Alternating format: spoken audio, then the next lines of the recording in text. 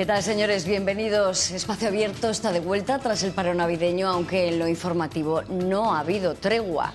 Hoy abordaremos la incursión estadounidense en Venezuela, la detención de Maduro y las consecuencias que esta intervención militar ha tenido en el tablero político mundial. Lo que parecía un paso decisivo hacia la libertad de un país sometido al régimen chavista ha virado radicalmente a un escenario de incertidumbre que también afecta a la comunidad venezolana en Castilla y León, que supone un 0,9% del total. Nos ponemos en contexto, como siempre, con el informe de Leticia Sánchez.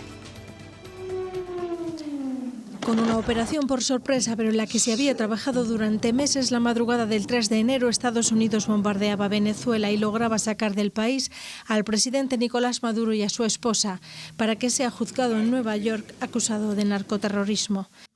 Todas las capacidades militares de Venezuela han quedado sin poder alguno tras la detención de Maduro.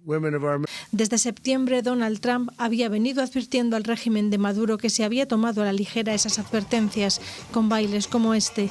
A finales de agosto, el presidente norteamericano había desplegado en el Caribe más de 15.000 efectivos y el 2 de septiembre ejecutaba el primer ataque contra una narcolancha. Hasta finales de diciembre iba a destruir 35 embarcaciones. Estados Unidos no ha ocultado algunos de sus intereses, como el petróleo, y cuando se cumplen 15 días del bombardeo, la incertidumbre sigue dominando el país. El régimen chavista, ahora encabezado por Delcy Rodríguez y tutelado por Trump, ha empezado a liberar a presos políticos, 8 de ellos españoles, pero no con la diligencia que esperan las familias, que se concentran cada día a las puertas de los centros de reclusión. Según la ONG Foro Penal, en el país hay 863 presos políticos, 173 militares, 106 mujeres y un adolescente.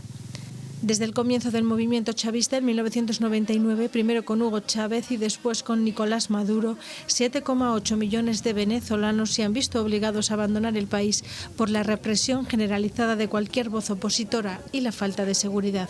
La mayoría ha salido a la vecina Colombia, también a Perú, Estados Unidos y Brasil. En España residen cerca de 600.000 venezolanos y son Canarias, Madrid y Galicia sus principales comunidades de destino.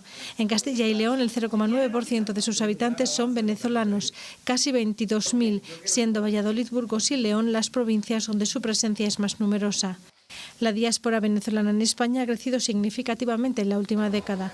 Se estimaba que al cierre de 2024 alcanzaban las 400.000 personas, considerando solo aquellos con nacionalidad exclusivamente venezolana, sin incluir a los que poseen doble nacionalidad, una cifra que se ha multiplicado por 4 en los últimos 7 años. La intervención en Venezuela ha puesto en alerta a la comunidad internacional.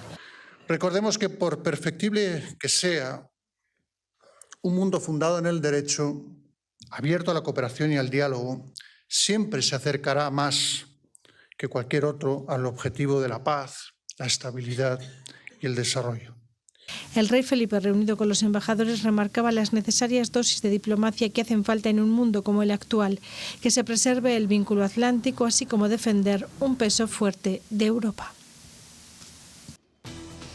Bueno, son muchas las incógnitas que hay que despejar para determinar el porqué de la detención de Maduro, qué escenario se abre a corto plazo y cuáles son las consecuencias de esta intervención militar que ha podido chocar con el respeto a la legalidad internacional.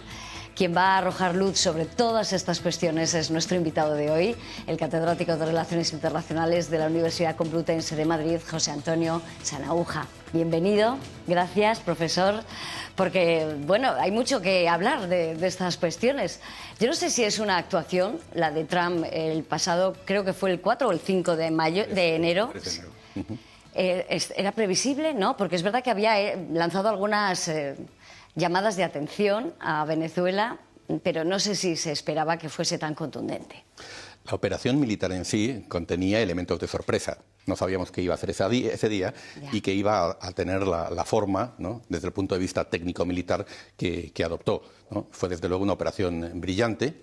Creo que no hubiera podido hacerse sin algún tipo de colaboración desde dentro del país. Ahora bien, más allá de esa sorpresa inmediata, era una operación anunciada, ¿no? No solamente por las declaraciones del propio Trump, por los desaires de Nicolás Maduro, como se ha señalado en vuestro reportaje, sino porque esa operación forma parte de una estrategia de proyección del poder estadounidense sobre lo que Washington llama el hemisferio occidental, las Américas, América Latina, que ya aparecía en el programa electoral de Trump, el documento, el proyecto 2025, que en las declaraciones iniciales, nada más tomar posesión en la administración Trump de Marco Rubio como secretario de Estado, ¿no?, anunció de una manera muy clara y que sobre todo aparecía reflejada en un documento que tiene una extraordinaria importancia, que es la nueva Estrategia de Seguridad Nacional de los Estados Unidos, que se hizo pública apenas unas semanas antes.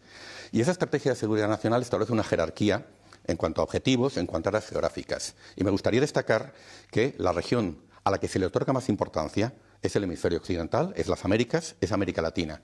Y hay en esa estrategia una declaración muy clara, ¿no?, por la que la administración Trump afirma que va a recuperar el control de todo el hemisferio, el control de las Américas. Y eso pasaba obviamente por Venezuela, pero no solo.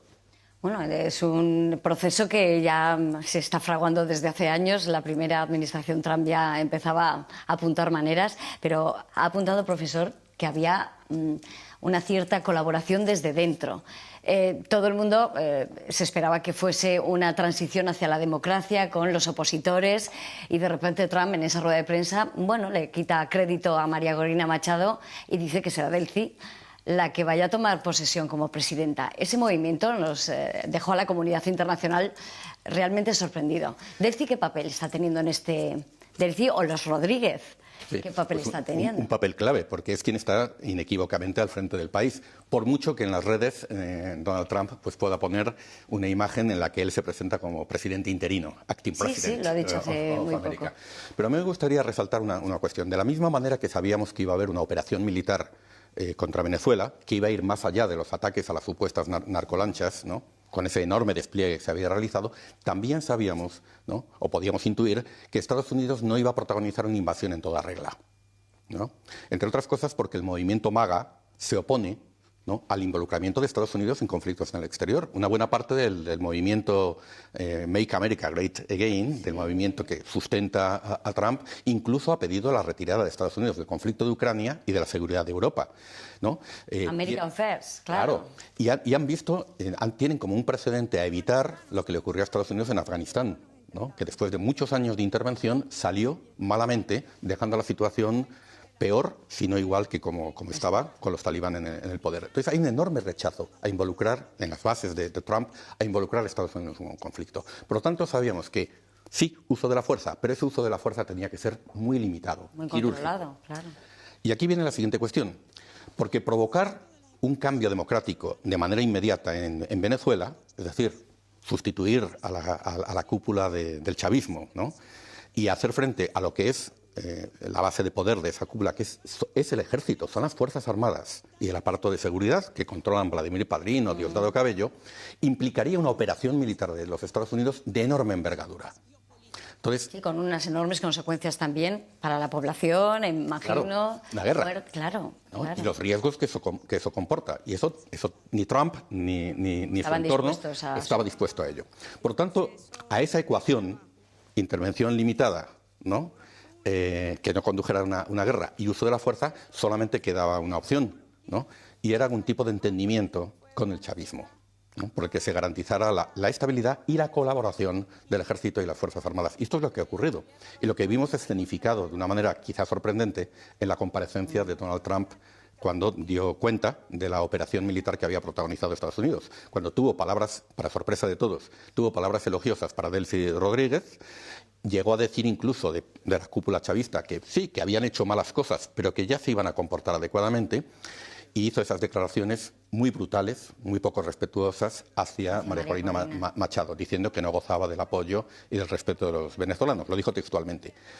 Traduzco, lo que estaba diciendo es: María Corina Machado no controla el ejército y el aparato de seguridad y, por tanto, no me garantiza la estabilidad. Y también, para concluir esta respuesta, me gustaría subrayar que en la intervención de Donald Trump, después en las palabras de Marco Rubio, de Pete Hegseth, acompañando sus explicaciones, hubo una palabra que prácticamente no apareció, y fue la palabra democracia. Democracia. Y sin embargo hubo otras dos palabras que se repitieron sistemáticamente: estabilidad y petróleo. ¿No? Hubo una descarnada declaración de objetivos en cuanto a los intereses de Estados Unidos, los recursos naturales, pero al mismo tiempo también se argumentó que lo que Estados Unidos buscaba era estabilidad, no democracia. No son necesariamente la misma cosa. De hecho, Estados Unidos tiene, en el periodo de la Guerra Fría, e incluso antes, tiene un largo historial de intervenciones en América Latina, en nombre de la doctrina Monroe, en la cual el verdadero objetivo no ha sido la democracia. Es más, sistemáticamente se ha suprimido la democracia en aras de la estabilidad, una estabilidad necesaria para el entorno económico y para asegurar el equilibrio de poder en aquel momento en la Guerra Fría, ¿no? Tendremos que hablar de la doctrina Monroe, del petróleo, pero sí que me gustaría cerrar el capítulo de los Rodríguez y esa incursión o colaboración desde dentro. ¿Considera, profesor, que Maduro esperaba la traición de los Rodríguez? Esto es difícil decirlo ahora. A ver, lo que sí sabemos es que el propio Maduro intentó negociar una salida con los Estados Unidos. Conversó directamente con Trump. No conocemos el contenido de esas conversaciones, ¿no? En qué términos se planteó su posible salida. Trump ya había dicho claramente que no podía continuar, con lo cual el desenlace final fue esa operación militar y su detención y captura, ¿no? Pero por otra parte, también sabemos, ¿no? Fue una esa detención y esa captura, por cierto, también parecía una parodia, porque estaba encantado, parecía. Desde luego no se le ha visto muy preocupado, ¿no? Y más bien con una actitud confiada, ¿no? Pero lo que sí sabíamos, y hubo una exclusiva muy importante de Miami Herald en octubre del 2025, es que se había abierto un canal de negociación con la mediación de Qatar, el canal qatarí, que estaba protagonizado, aparte de la administración Trump, justamente por los hermanos Rodríguez. Pareciera que esa ha sido la vía, ¿no? Por la que se ha producido pues este entendimiento entre la cúpula chavista y Trump, ¿no? Que, en fin, yo creo que ha sido, conforme han pasado los días, ha sido cada vez más evidente. Es verdad que ese primer movimiento, esa incursión, esa extracción de Maduro, pues lanzó a la calle a miles de venezolanos en todo el mundo, también en España, también en Castilla y León. Bueno, pues hemos querido pulsar las opiniones de estos venezolanos que viven en Castilla y León, se ven ante un futuro incierto, pero lo afrontan con esperanza. Todos coinciden en que este paso era necesario para su país. Ahora confían en que tarde o temprano, como apunta el profesor, llegue el deseado cambio hacia la normalidad democrática. Es un reportaje de Verónica Melendre y Samuel Gómez.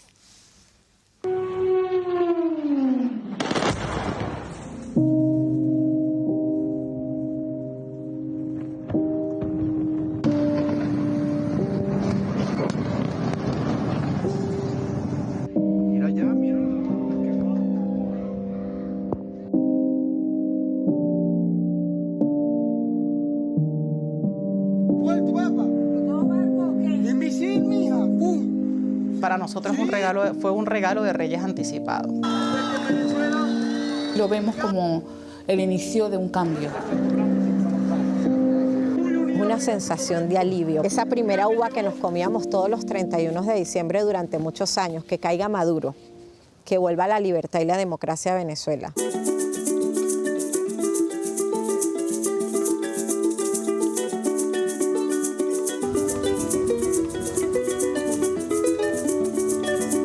Venezuela era un país estupendo, un país de libertades, Estado de Derecho, de Europa, toda la Europa de la posguerra emigró a Venezuela. Lo que recuerdo de mi época de infancia era ver, primero en democracia y en libertad. Había una libertad de expresión absoluta, donde yo escuchaba a mis padres, a mis abuelos hablar indistintamente del partido, de la tilde política que tuviesen, de forma de lo más normal, sin represión. Había riqueza, había abundancia, la gente se vivía bien en Venezuela. Nosotros salimos a estudiar.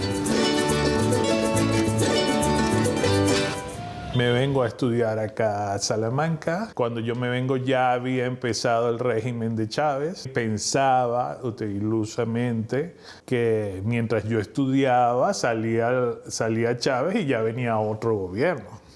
Pero no fue así. Yo vi que la vida de mi hijo es que no valía ni un céntimo en Venezuela, porque ya la inseguridad estaba adueñada del país de hace mucho tiempo, pero hasta que no te toca de cerca, no haces un clic, no haces un cambio. Muchos amigos míos, compañeros de clase, lamentablemente los asesinaron por robarle un celular, una zapatilla, y bueno, producto de todo eso, buscando una mejor calidad de vida, me vine aquí a España.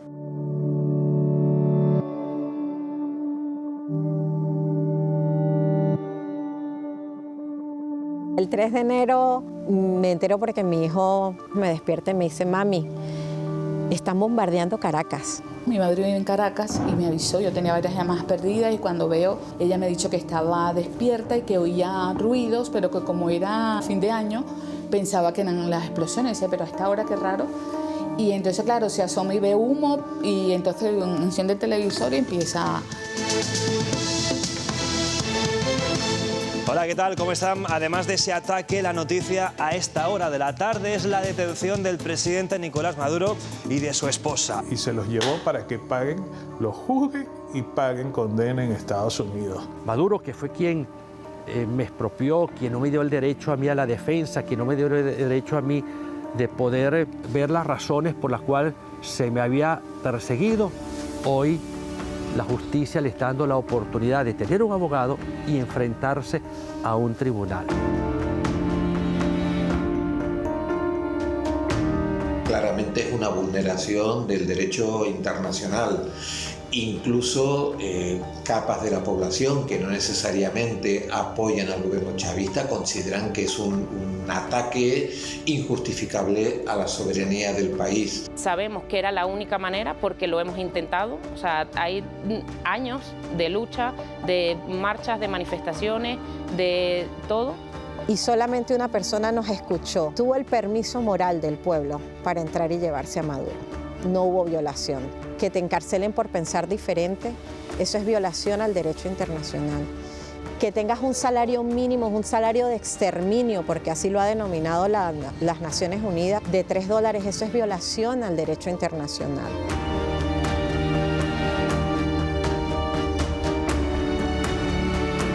Los gringos no invadieron Venezuela, Venezuela ya estaba invadida. ¿Por qué?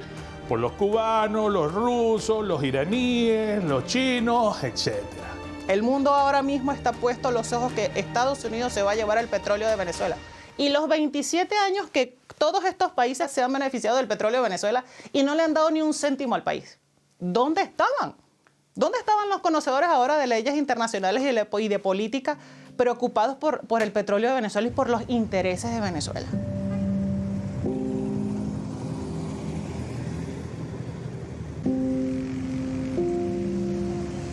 Cuando Chávez llegó al poder, Petróleo de Venezuela era la tercera empresa a nivel mundial.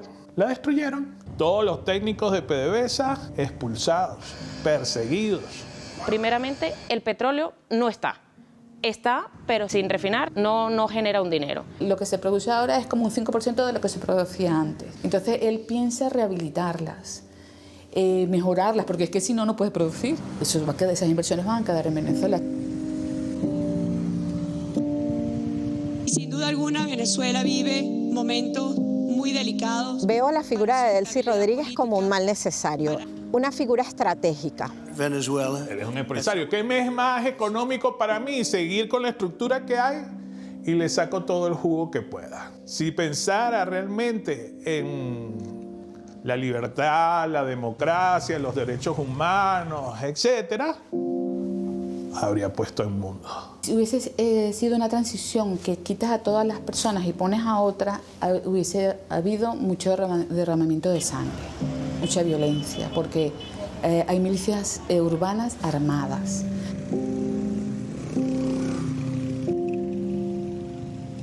No parece previsible un cambio de gobierno en el corto y medio plazo. El gobierno de Delcy Rodríguez es un gobierno derrotado, es un gobierno vencido, es un gobierno cuyos dirigentes tienen miedo de seguir los pasos de Nicolás Maduro y de Cilia Flores, por tanto es un gobierno que previsiblemente se plegará con facilidad a las órdenes de Donald Trump. Delcy Rodríguez está sobre la espada y la espada de lo que le está dirigiendo el presidente Trump. Tiene un interés de la seguridad del hemisferio, de la no continuidad de que estén enviando drogas para Estados Unidos, de la no protección del gobierno venezolano a los terroristas que amenazan a los Estados Unidos. Ella y su hermano tienen una mentalidad bastante siniestra y en medio de esa mentalidad siniestra son capaces de negociar y venderle el alma al diablo.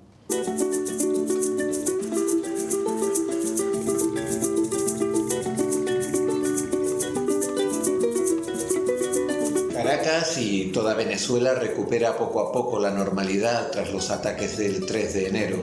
Este lunes comenzaron las clases de primaria y de secundaria, las clases de la universidad lo harán la próxima semana y ya abren con normalidad tiendas, mercados, supermercados. La actual presencia militar y policial en las calles no es para defender al país de un segundo ataque, sino para controlar precisamente a esa calle, a esa población. Creo que la situación actual es una continuidad de lo mismo, del régimen que estaba antes.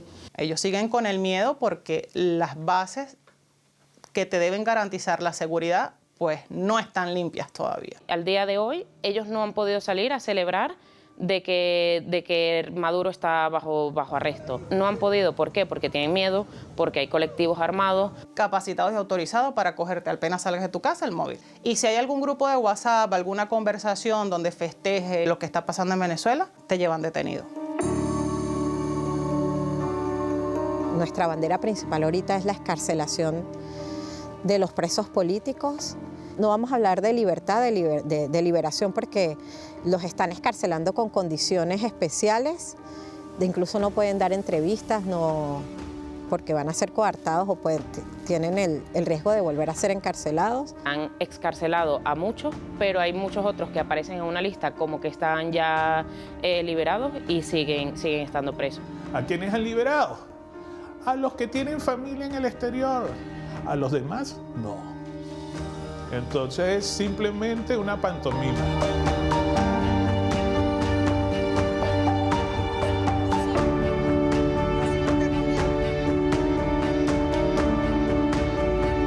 Vemos el futuro de Venezuela con la esperanza de verla renacer, de reconstruirla. Que hayan unas elecciones pronto, unas elecciones reales, justas, con visores internacionales legítimos. Sobre todo hay que defender la soberanía. No sabemos en realidad cuáles son los intereses y en qué va a parar, pero es el inicio de algo y yo pienso que es bueno. Vemos una esperanza y una lucecita al final del túnel que quizás pensamos que no iba a llegar tan pronto como nos lo esperábamos, pero que sí lo esperábamos,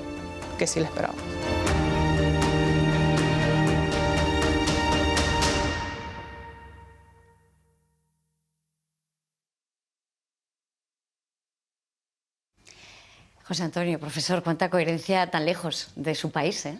Han dado unas cuantas claves casi geopolíticas del movimiento que se ha producido en su país. Así es. Lógicamente, digamos, ellos tienen toda una red de contactos y conocen, ¿no?, lo que a veces llamamos la interna, ¿no? Es decir, la dinámica política compleja, muy opaca de un régimen como el régimen venezolano. Comentábamos que es verdad que se están produciendo todos los movimientos muy controlados precisamente para asegurar esa seguridad, esa estabilidad que comentaba antes. La suelta de presos políticos que se está haciendo de forma gradual también está controlada. Obviamente, ¿no? De hecho, hemos podido observar cómo los presos, una vez liberados, no han podido hacer declaraciones porque han tenido... Solo los italianos, creo. Los italianos sí que han contado demasiados, bueno, no demasiados, sí, nunca es demasiado, pero muchos detalles de cuál ha sido su situación. Mencionábamos hace unos minutos el caso de Rocío San Miguel, ¿no? Una activista muy conocida, académica también, que muchas ocasiones sus trabajos pues han iluminado nuestro conocimiento sobre las Fuerzas Armadas, la implicación en negocios de la cúpula militar venezolana. Ha regresado a España, han podido hablar sus portavoces, ¿no? Pero ella, digamos, los portavoces han comentado que a través de un acuerdo que ha hecho posible su liberación no puede hablar, y porque probablemente comprometería a otros presos o familiares. Entonces, lo que estamos observando es una situación paradójica, porque por una parte también tenemos información, como han mencionado algunos de estos exiliados venezolanos, de esta expresión de la diáspora venezolana en Castilla y León, es que se ha recrudecido la represión en la calle. Es decir, el régimen mantiene claramente el control de la situación, ¿no? Insisto, creo que es parte del entendimiento con Trump. Y al mismo tiempo se está viendo como gestos de apertura, ¿no? Esa liberación de presos, pero se trata de una liberación de presos efectivamente controlada, limitada y, digamos, entre otras cosas, a que no puedan expresarse con libertad. Los propios venezolanos justificaban esa acción de Estados Unidos y supongo que es porque han visto tantos movimientos con nombres y apellidos que han intentado ser opositores al régimen ya desde Chávez, que no han fraguado. Yo tengo una lista casi interminable: Guaidó, Capriles, Edmundo González y María Corina, Leopoldo López también. Todos ellos han molestado al régimen chavista, unos más que otros, y sin embargo al final no han fraguado ninguno de sus movimientos. La oposición democrática venezolana se ha encontrado con un difícil dilema, un dilema que hasta ahora ha sido irresoluble, y es que por una parte ha habido momentos en los que ha apostado por una solución democrática, una negociación con el régimen que pasaría por la celebración de elecciones, ¿no?, con garantías, libres, ¿no?, y que permitieran pues un relevo en el gobierno, como ocurre en cualquier democracia. En este caso, pues como parte de una transición. Esto, digamos, no se ha producido, ¿no? Y digamos, cuando la oposición ha ganado las elecciones, por ejemplo, a la Asamblea Nacional, el chavismo ha creado una asamblea constituyente. O en este último caso, sorteando, ¿no? O en este último caso, en el que hay más que pruebas que la victoria electoral fue de Edmundo González, ¿no? Lo que hizo el chavismo fue protagonizar un fraude colosal, ¿no? Pero por otra parte también es cierto que ha habido otros momentos en los que la oposición democrática también ha optado por el derrocamiento del régimen. La operación Guaidó fue una operación de derrocamiento del régimen y estas siempre han descansado, ¿no?, en la premisa de que va a haber una intervención exterior en la que se va a forzar el cambio del régimen, se va a derrocar al régimen. Hubo muchas esperanzas. La propia María Corina Machado, en el exilio durante el primer mandato de Trump, reclamó en muchos casos una invasión de los Estados Unidos de Venezuela. Y la administración Trump, digamos, fantaseó con esa idea. Recuerdo con mucha claridad la imagen de Bolton, entonces consejero de Seguridad Nacional, con una resma de hojas amarillas en la que había incluso deliberadamente mostradas a los medios para que se vieran cifras incluso de los efectivos que se iban a desplegar. Pero esa operación no se produjo entonces, como no se va a producir ahora. Entonces la oposición se encuentra en ese difícil dilema: si apuesta por una intervención militar de los Estados Unidos que derroque el régimen, no se ha producido ni se va a producir, y las vías democráticas tampoco funcionan. ¿Qué falta en la ecuación? Pues falta lo que la bibliografía, los estudios comparados sobre transiciones democráticas muestran, lo que la propia experiencia española también muestra. Falta un acuerdo democrático que dé una salida al régimen saliente. Porque si la premisa de un cambio democrático es que todos los líderes, la cúpula del régimen saliente, al día siguiente va a ir a la cárcel a pagar por los crímenes que ha cometido, esa cúpula no va a permitir la transición. Claro. Dice y llanamente, y esto independientemente de cuestiones ideológicas, es un problema de poder y creo que es bastante fácil de entender. Yo tengo la impresión de que la oposición democrática venezolana no ha dado todavía ese paso, ¿no?, de entender que una transición democrática implica, y de eso sabemos mucho en España, implica acuerdo, implica perdón, implica reconciliación. Yo sé que es difícil para los venezolanos admitir que quien ha cometido violaciones de los derechos humanos pueda quedar impune. Es cierto también que tenemos experiencias en el plano internacional que muestran que hay salidas para eso. Por ejemplo, en Sudáfrica, después del régimen del apartheid, se decidió que no se iba a juzgar a los responsables de lo que consideramos un crimen. El apartheid es un crimen de lesa humanidad. Y lo que se hizo fue establecer unas comisiones de la verdad en las cuales no se penó, pero sí se hizo público y se exigió el perdón. Y esto fue una medida de reconciliación. Ha habido en América Latina otras experiencias de comisiones de la verdad, ¿no?, que han hecho mucho en favor de la transición, de la reconciliación democrática. Quizás es el momento de plantear en Venezuela salidas de ese tipo, porque de lo contrario es muy difícil que se produzca una transición democrática que permita el retorno de la libertad, de la democracia de ese país, como bien nos han dicho los venezolanos, pues que aspiran, y aspiramos todos. ¿Se podría, no sé, plantear un horizonte temporal para ver hasta dónde puede llegar ese intervencionismo de Estados Unidos en Venezuela y hasta cuándo se va a plantear un proceso democrático? A ver, Estados Unidos ha amenazado con nuevos ataques, nuevas medidas de fuerza. Se ha comentado anteriormente que los Rodríguez, la cúpula chavista, pues teme seguir tener el mismo destino que Maduro. Pero también hay que tener en cuenta que los límites, y los chavistas, la cúpula chavista los conoce, los límites que tiene Estados Unidos. Ellos saben perfectamente que Estados Unidos puede repetir una operación de ese tipo. Ya va a ser más difícil, porque ya ha habido un precedente. Sí. Pero lo que Estados Unidos, vuelvo a decir, no va a hacer es protagonizar una invasión en toda regla. No va a derrocar militarmente al régimen chavista. Y esto le da al chavismo, le da margen. Trump tiene margen. Pero Estados Unidos tampoco puede tutelar eternamente un país como Venezuela. Y al final gobernar indirectamente a través de terceros, ¿no? Es muy complicado. Son ciencias sociales, en economía está muy estudiado el problema del principal y agente. Claro. Al final, si pretendes gobernar a través de un tercero interpuesto, ese tercero interpuesto puede tener objetivos distintos a los que tú tienes, ¿no? Y esto yo creo que ese problema abstracto lo estamos viendo en la práctica. Yo creo que aquí hay 3 líneas de tensión que van a determinar los plazos, los cómo, los cuándos de esa transición, ¿no? Uno de ellos es la relación entre el chavismo y Trump, que es una relación muy compleja, en la que, insisto, el chavismo tiene menos autonomía que antes de la intervención, pero tiene autonomía. Sigue teniendo. Está en el poder, controla el aparato de seguridad, ¿no? Controla el ejército, ¿no? En fin, entonces en esa tensión entre Trump y el chavismo se juegan en parte los porqués, los cuándos, los cómo. Otra de esas líneas es en el seno del propio régimen chavista, porque los Rodríguez han sido, digamos, que son más pragmáticos, que son más flexibles, menos ideológicos y doctrinarios, más allá del discurso, han podido pactar con Estados Unidos, no tienen la misma posición que tiene Vladimir Padrino o Diosdado Cabello, ¿no? Pero son Vladimir Padrino y Diosdado Cabello quien controlan a los colectivos, al aparato de seguridad y quien controla el ejército.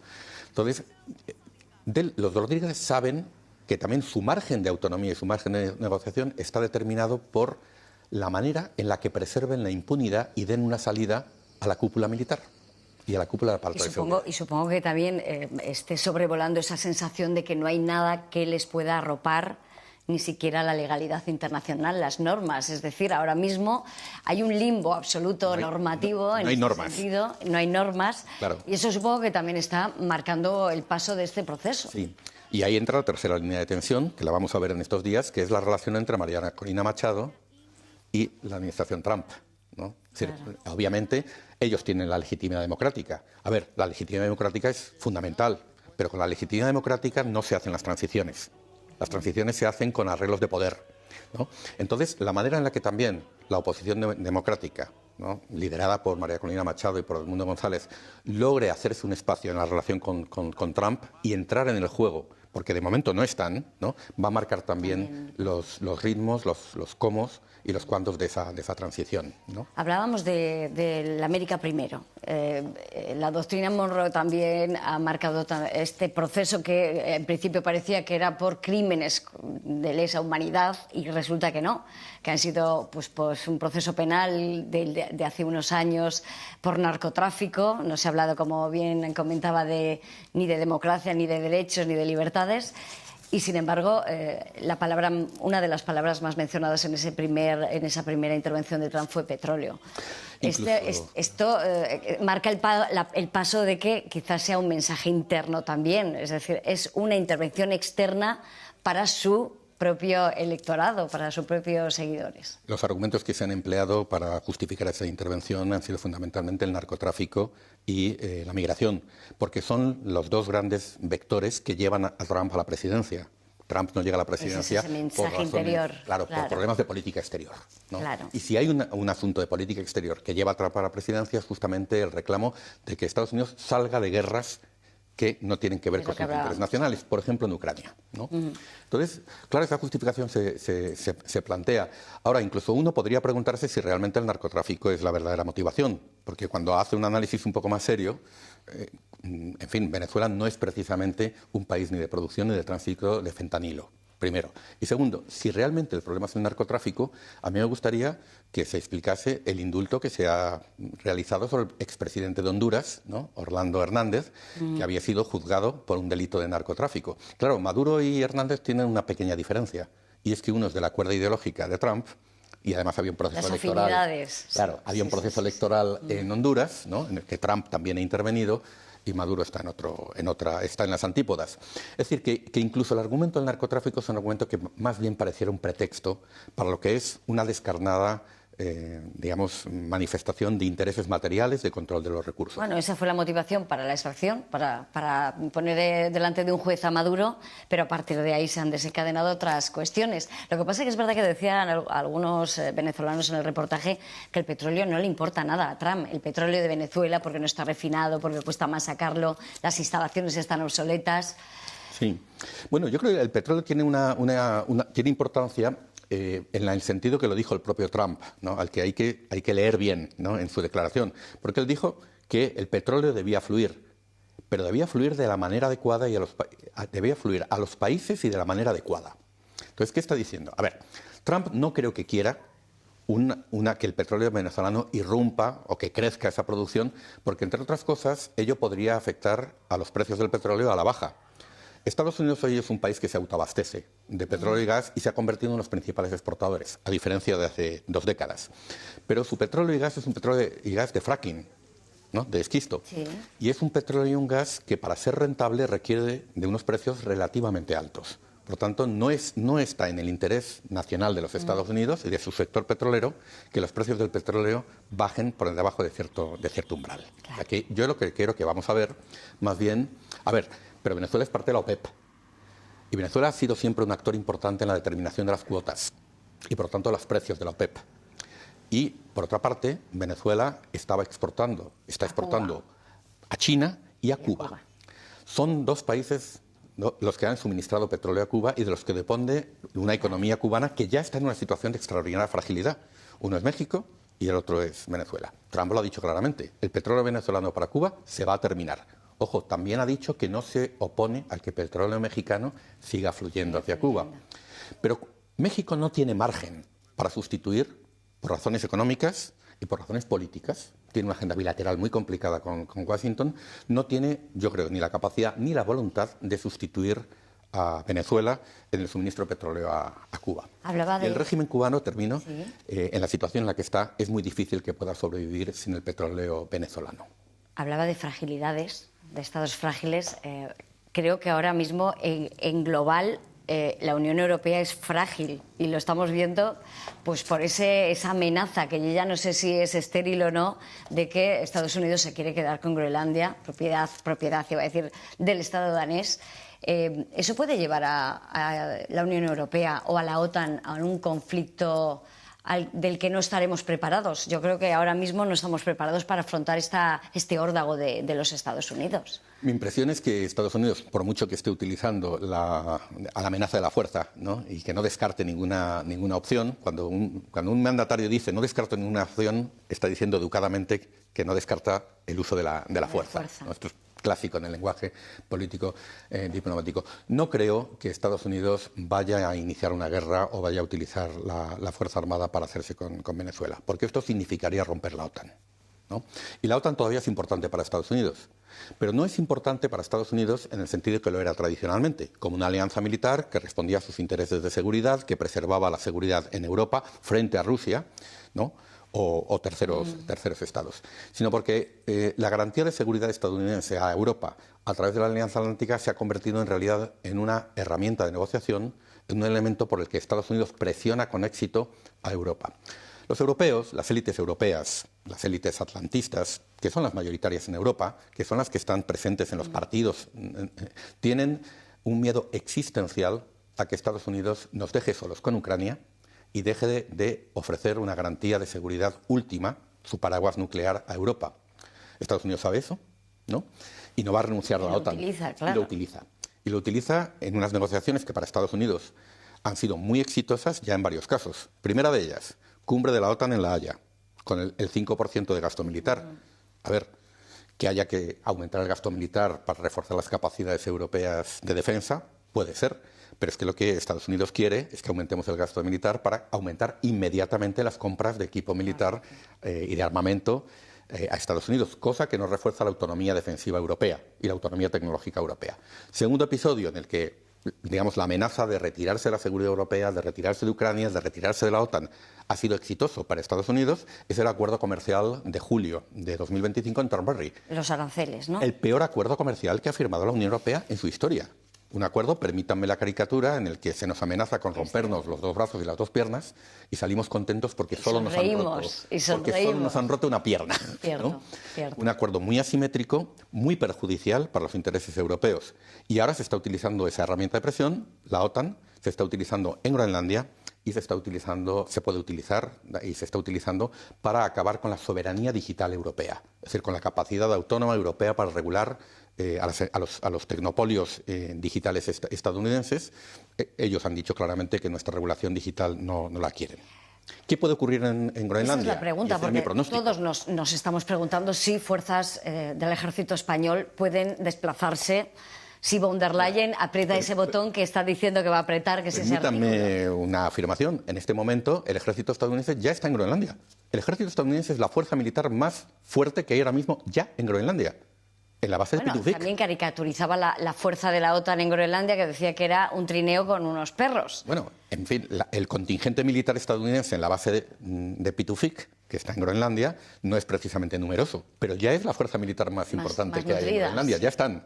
Entonces, el argumento de la seguridad es un argumento que es una ofensa a la inteligencia, ¿no? Esto de que Groenlandia se van a hacer con ella los chinos y los rusos, lo que hay yo creo que es un interés también material, pero yo creo que la cuestión, de nuevo, como en Venezuela, hemos hablado en ocasiones de una política de Trump que es una política performativa. Explico esto para la audiencia, ¿no?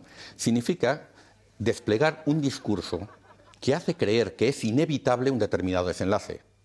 Y ello lleva a otros actores a actuar ante la inevitabilidad de ese desenlace, aceptando opciones... manejando el camino de todos. Aceptando opciones menos onerosas. Claro. Entonces, si se amenaza con el uso de la fuerza, si se dice que es inevitable, ¿no?, que Groenlandia quede en manos de Estados Unidos, otras vías por las que eso puede ocurrir pueden ser más aceptables. ¿Cuáles son esas otras vías? Que además, no lo olvidemos, le evitan una guerra a Estados Unidos, que eso es muy importante. Estados Unidos no quiere conflictos armados. Bien, hay 57.000 groenlandeses. Esa es la población que tiene esa isla. Tienen derecho de autodeterminación reconocido. Tienen en más de un 80% la voluntad de ser independientes, de ejercerlo. Además llevan décadas reclamándolo. Sí, es territorio danés, Sí, pero cierto. Dinamarca ha otorgado ese derecho a los groenlandeses. Bueno, uno puede imaginar un escenario en el que Estados Unidos aliente, apoye, financie, impulse, anime, haga promesas de todo tipo para animar ese referéndum de la autodeterminación. Si ese referéndum se produce, ¿no?, aunque tenga que ser el desenlace aprobado en el Parlamento danés, es muy difícil que Dinamarca se niegue a que los groenlandeses sean independientes porque es un derecho que tiene reconocido. Cuando esto ocurra, Groenlandia probablemente puede establecer algún tipo de vinculación preferencial con los Estados Unidos, como tienen las Islas Marshall, como tiene Puerto Rico. Y de esta manera una Groenlandia formalmente independiente puede establecer un estatuto de asociación y convertirse en realidad, en la práctica, en una entidad muy dependiente de los Estados Unidos, de sus intereses económicos, militares y de otra índole. Yo creo que ese es el escenario. José Antonio, vamos a hacer una pequeñísima pausa. Volvemos enseguida y hablaremos de esos conflictos internacionales. Todavía nos queda ahí uno pendiente, pero nos vamos unos instantes a publicidad. Volvemos enseguida en Espacio Abierto.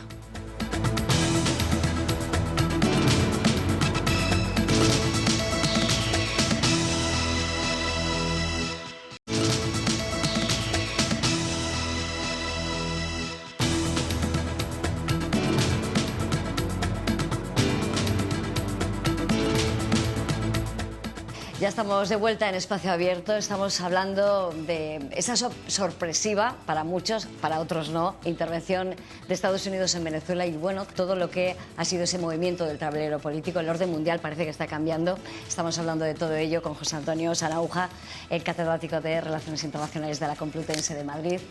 La verdad es que hay tantos recovecos en los que indagar para entender pues medianamente lo que está pasando, pero supongo que es verdad que es importante ver esa figura, la de Trump, que es absolutamente extraordinaria. Supongo que para los periodistas está siendo inédito, para los expertos en relaciones internacionales esta situación es inédita, ¿verdad, José Antonio? Sí, desde luego si tenemos que buscar referencias, ¿no? Trump nos está retrotrayendo a otros periodos de la historia, ¿no? Entonces se ha dicho que en cierta manera refleja una visión del mundo del siglo XIX en un momento en el que hay armas del siglo XXI, ¿no? Y esto lo hace particularmente complejo el arma nuclear. Pero hay dos elementos que yo creo que podrían explicar bien, de una manera muy telegráfica, hacia dónde vamos, ¿no? Por una parte, vamos hacia un mundo sin reglas, en el que el derecho internacional se ve cuestionado, ¿no? Y incluso las reglas más básicas, ¿no?, que aseguran una convivencia mínimamente pacífica entre las naciones, entre los estados, se están viendo erosionadas y cuestionadas. Las menciono. La Organización de Naciones Unidas ni se está ni se le espera, ¿no? Hemos visto. Por supuesto, pero incluso elementos que son anteriores, porque Naciones Unidas es un sistema de seguridad colectiva, pero mucho antes que eso hay unas reglas muy básicas que son, uno, el principio de soberanía y de no intervención en los asuntos internos de otro Estado. Tenga democracia o no, no intervenimos en los asuntos internos de otros Estados porque esperamos que otros Estados no intervengan en los asuntos internos del nuestro. Segundo principio, el de la integridad territorial.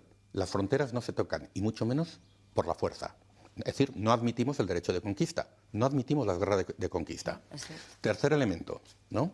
Cuando hay un conflicto armado, respetamos las reglas humanitarias. Y no lo hacemos porque hay unas convenciones de Ginebra, sino porque no matamos a los soldados desarmados que se han rendido, no matamos a civiles indefensos, porque esperamos que el contrario no haga lo mismo con nuestros civiles y con nuestros militares desarmados. Hoy tenemos convenios que regulan eso, pero es una regla anterior. Y finalmente, creo que podemos decir que es una regla aceptada que no matamos a un grupo de personas por su religión, por su origen étnico-cultural o por sus preferencias políticas. Es decir, no admitimos el genocidio, no admitimos los crímenes humanitarios, respetamos las fronteras y respetamos el principio de soberanía. Muy bien, pues esas reglas básicas hoy se están viendo cuestionadas en Ucrania, en Gaza, en América Latina, ¿no? Y por supuesto no es solo Trump, también es Putin, ¿no? Claro. También es Netanyahu, pero esas reglas están siendo vulneradas. Entonces, mi primer titular, no hay orden. Estamos en un mundo sin orden. No es que venga otro orden internacional. No es que haya un cambio del orden mundial, simplemente no lo hay. Desaparece el orden, porque para que haya orden, orden es reglas. Claro. Pueden ser reglas más sofisticadas con las de Naciones Unidas o esas reglas más básicas, que son decimonónicas, ya no están. Seguro que son reglas que precisamente están aprendiendo sus alumnos, claro, y que ahora, ¿cómo se lo explica a usted? El segundo elemento, muy brevemente, es que vamos a un mundo de áreas de influencia, donde, digamos, cada gran potencia ejerce una hegemonía, una influencia en ese área, y en cierta manera hay un entendimiento de que las otras potencias no se van a meter en esa área de influencia. No son las áreas de influencia de la Guerra Fría, que eran ideológicas, son áreas de influencia imperiales del siglo XIX. Por ejemplo, ¿por qué Rusia no va a sostener, cuando se acabe el petróleo venezolano para Cuba, Rusia no va a venir al auxilio de Cuba? ¿Por qué? Porque Rusia espera que Estados Unidos se retire de Ucrania y le deje hacer en Ucrania. Ese entendimiento implícito ya existe. Por eso la Pax trumpiana es tan parecida a la Pax rússica. Entonces vamos a un mundo sin orden y a un mundo de áreas de influencia. Ay, en fin, vamos a ver qué opinan los alumnos de Relaciones Internacionales de este grado en la Universidad de Valladolid, porque seguramente que ahora estén viviendo también un conflicto de su propia formación. Vamos a escuchar la primera pregunta. Los venezolanos se quejan de la falta de intervención de la comunidad internacional con anterioridad a lo de Trump. ¿Se podía haber hecho algo antes? Se podría haber hecho algo antes. Se ha hecho mucho y probablemente lo que ocurre es que probablemente no sea suficiente. Y hay que recordar que el derecho internacional en cualquier caso no legitima para derrocar por la fuerza desde el exterior a un gobierno. Puede no gustar, pero esos son los límites que el derecho internacional ha establecido precisamente en virtud del principio de no intervención. ¿Qué ha hecho la comunidad internacional? ¿Qué ha hecho en particular la Unión Europea, que ha sido muy activa? Pues ha desplegado un régimen de sanciones muy amplio. Ojo, esas sanciones han sido sanciones que han tenido como objetivo a líderes del régimen, porque la Unión Europea considera, ¿no?, que las sanciones generalizadas terminan perjudicando a la población. Entonces no tiene mucho sentido que los venezolanos sufran un doble castigo, el de su régimen y el de las sanciones generalizadas desde el exterior. Eso se ha hecho. Se ha hecho muchos esfuerzos, por ejemplo, cuando ha habido elecciones para el envío, a veces se ha podido, a veces no, de misiones de observación electoral. Es decir, todos aquellos resquicios que deja el derecho internacional, que dejan las normas internacionales, yo creo que muchos actores, países latinoamericanos, los del Grupo de Lima, la Organización de Estados Americanos, la Unión Europea, han hecho todo lo que se podía hacer. Han apoyado también la diáspora venezolana. con ayuda humanitaria, con recursos. Muchos países han acogido a esos venezolanos e incluso han facilitado los trámites para que pudieran regularizar su situación. No quería yo dejar esas otras dos preguntas de nuestros estudiantes porque se nos está acabando el tiempo. Profesor, vamos con la segunda. De acuerdo. ¿Tiene algún parecido la transición que se está intentando en Venezuela con la que se vivió en España hace 50 años? Bueno, lo apuntamos, muy breve. Bueno, el problema es que no lo tiene. A ver, son situaciones distintas, pero vuelvo a insistir en que una transición implica un gran acuerdo entre las distintas fuerzas políticas, entre aquellos que que son el régimen saliente y el régimen democrático entrante. Y tiene que haber un entendimiento básico entre las dos, porque, vuelvo a insistir, si la propuesta que hacen las fuerzas democráticas al régimen saliente es que van a ir todos a la cárcel, entonces no hay transición, no funciona. Y esto es difícil de entender para quien ha sufrido a ese régimen autoritario. Pero, de lo contrario, lo que ocurre es que esos regímenes, si no se les da salida, se endurecen e incrementan la represión. Vamos con la última. ¿Falta una respuesta más firme desde Europa? Bueno, el papel de Europa, es verdad que hemos hablado de ello. Desde luego, falta en Venezuela, falta en Groenlandia en particular, que nos afecta mucho más directamente. La Unión Europea yo creo que ha sido tibia, ¿no?, en su condena de la operación militar estadounidense. Creo que esto es importante subrayarlo y quizás no lo hemos hecho con claridad en todo el programa. La operación militar estadounidense es abiertamente ilegal desde el derecho internacional, ¿no? Ni siquiera en esas circunstancias extremas de que exista un régimen autoritario, ¿no?, se puede utilizar la fuerza. La Carta de Naciones Unidas es muy clara, artículo 2.4, ¿no?, la abstención en la amenaza o el uso de la fuerza contra la soberanía y la independencia política de cualquier Estado. Si el argumento de la democracia y del autoritarismo fuera un argumento para legitimar el uso de la fuerza, entonces iniciaríamos una cruzada terrorífica. Según el índice de democracia de Economist Intelligence Unit, solo hay 22 democracias plenas en el mundo. Por cierto, Estados Unidos no es una de ellas. No lo es. Es una democracia defectuosa. Y hay un número muy grande de países autoritarios, de dictaduras. ¿Qué vamos a hacer? ¿Empezar una detrás de otra a intervenir militarmente? No. Entonces, yo creo que había que haber condenado más enérgicamente esa operación militar. No es admisible que un país utilice la fuerza contra otro cuando ni siquiera la democracia es el verdadero pretexto y Estados Unidos ha dicho que el pretexto es el petróleo, no es la democracia. Pues ese es el último mensaje y además claro y diáfano, no como se ha mostrado Europa. Profesor José Antonio Sanahúja, gracias por esta clase magistral. Muchísimas gracias por su Y seguramente invitación. que según está yendo toda esta dinámica y esta política geopolítica, le tengamos que llamar en otra ocasión. Muchas gracias. Encantado por mi parte. A Gracias. ustedes, como siempre, les recuerdo que volvemos en una semana con otros temas de interés. Les espero. Disfruten de estos días. Adiós.